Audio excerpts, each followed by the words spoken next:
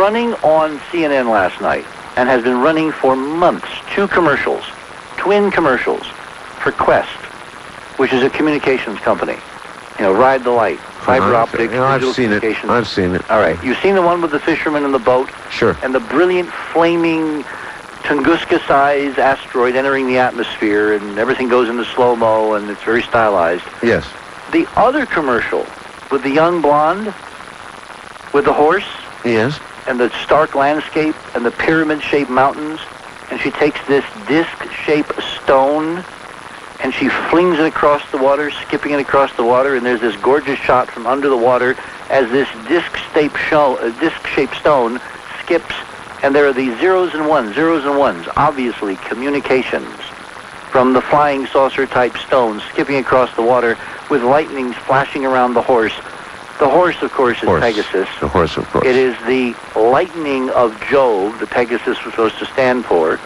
The stone is, of course, the spacecraft, the probe. The signals are the signals coming, carrying data. And let's see, am I missing anything? Hey, Richard, can I play this game too? Absolutely. All right, what is it? What is that thing? I'm trying to think. What is that thing they called? I believe they rolled it through the Roman gates. The Trojan horse. See, I couldn't resist. Sorry. The point is, if you're going to decode this, if we're looking at signals sent to various audiences to alert them that something big is going down, yes. You want to delay everyone knowing until it's inevitable, then you want a select group to know, yes, because they're in on it, yes, this is the scenario you'd follow. It's right out of the textbooks. You know, if you were going to open up a line for intelligence officers and agents and military people who are sick to death of this and would like to tell us the truth. Do you want to do that? Absolutely. During Q&A, we need to open a line dedicated to folks that know what's going on and are willing to tell the American people the truth. You realize that when you do that, you're going to get all kinds of noise. Oh, Richard, you're going to get.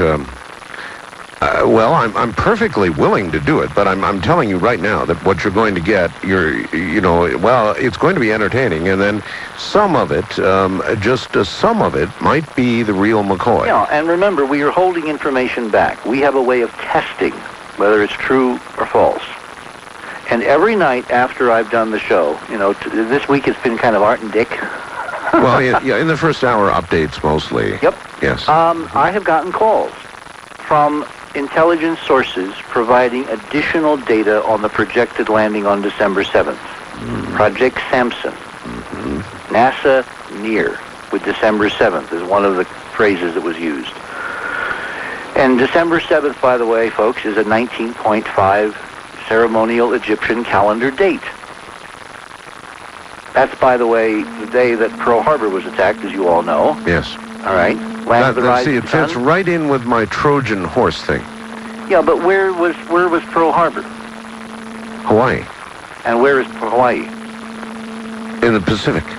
And geodetically? 1905. Exactly. I'm getting so good at this. Well, it comes from listening to you for a long time now.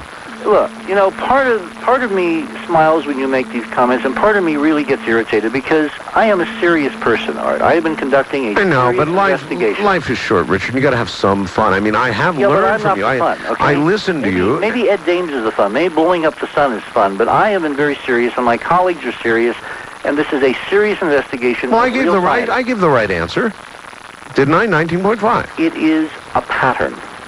All codes begin in patterns. All science begins in pattern. Before you know what you're dealing with, you look for a pattern.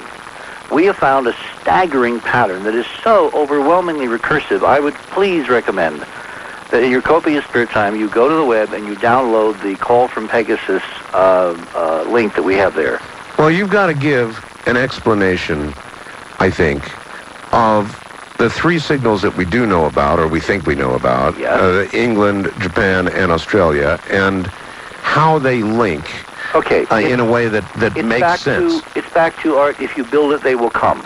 Let's assume the Dorr thing was a red herring. That Paul Dorr, his name was cribbed, his bio was stolen. Fine. The GeoCity site, which, by the way, is based at Cape Canaveral. What's a Cape Canaveral? The Space Center? NASA. Yeah. Yeah. Did you know that the Boeing Amateur Radio Astronomy Group is also on the Cape Canaveral GeoCities website, which I found out just a few minutes ago? No, I didn't know that. Well, I found it out about 30 minutes ago. There is an agency which is supposed to explore space. There are dissident members of that agency, like Ken Johnston, Jr., who have leaked extraordinary data, who is a Mason, who has provided compelling confirmation of a lot of the pattern that we have decoded, that NASA's been up to extraordinary ceremonial stuff for decades. All right, but again, Richard... And when I say NASA, I don't mean all of NASA. I mean a select elite, an in-crowd that don't talk to anybody else but themselves. I hear you. All right, but I'm trying to dig for the center of what you're presenting, and I know what's on your webpage, Richard. I want you to explain it to the audience. Okay, so... You want to be serious? Be serious. We have a red herring, the Paul Dorr false trail. Got that. You build it, and then real guys show up because of you. Art, I got to tell you, I'm thinking back and I'm saying to myself, if it weren't for Art and his persistence on this story, and I must tell everybody, when the hoax was revealed, when the press conference was canceled, I was ready to basically sign off this whole thing. Mm-hmm. Even the guy with C in the middle of his name felt that we had all been had. And it was talking to you, Art, and your nose for news, your intuitive bump. You kept saying, there's something here, there's something here. Something going on, yeah. So last night, after we left, I went digging through the web and found the Australian signal. And I must say that you were partly responsible.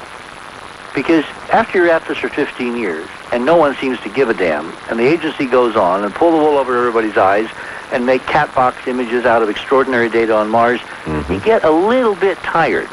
Cynical. And cynical. Yeah. And you begin to think, does anybody really care for the truth? Is the Constitution going to slip through our fingers like sand through the hourglass? Only if we let it. Only if, yes. Well, I have to be reminded too. And you very gently reminded me. So I went the extra mile and came up with the Australian confirmation. The signals that we saw from Guernsey and from Japan, I believe, are real honest amateurs who came to the well with data because of you, because of the visibility that you started on Friday night last with this story. All right. Richard, we're going to lay this out for everybody, and there is a connection between these signals in a way that makes absolute sense, and that's what I want you to lay out, and that is, in fact, what's on his website, Serious Stuff. And I'll tell you what I'm going to do. I'm going to close down all my phone lines. Everybody hang up out there, and only people who have some serious information on this story call. And that applies to all phone lines. Everybody hang up. Only people who have serious information call.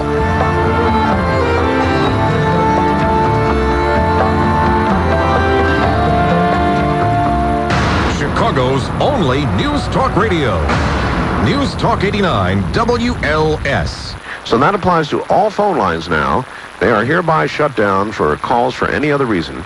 If you have information regarding the Pegasus story, feel free to call any line you can get through on. Otherwise, sit back and listen.